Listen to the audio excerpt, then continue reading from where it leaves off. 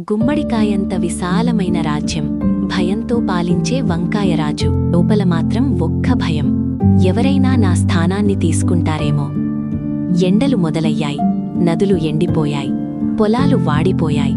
ప్రజలు రాజభవనం ముందు చేరారు. రక్షించండి. కాని రాజు ఖజానా తలుపులు మూసేశాడు. అదే సమయంలో మామిడికాయ రాణి తన తోట తలుపులు తెరిచింది. నీరు పంచింది, విత్తనాలు పంచింది. ఇవి నావటి కాదు, మనవి. రాజ్యం మెల్లగా మళ్లీ పచ్చగా మారుతోంది.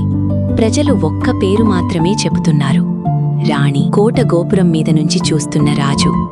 కోపం, అసూయ, తర్వాత సందేహం. ఒక రైతు మాట అతను విన్నాడు, రాణి లేకపోతే మనం బతికేవాళ్లం కాదు. రాజు ఒంటరిగా ఖజానా ముందు నిలబడ్డాడు. భయంతో పాలించిన రాజు ఒక్కసారిగా ఎందుకు మారిపోయాడు? వంకాయ రాజ్యం.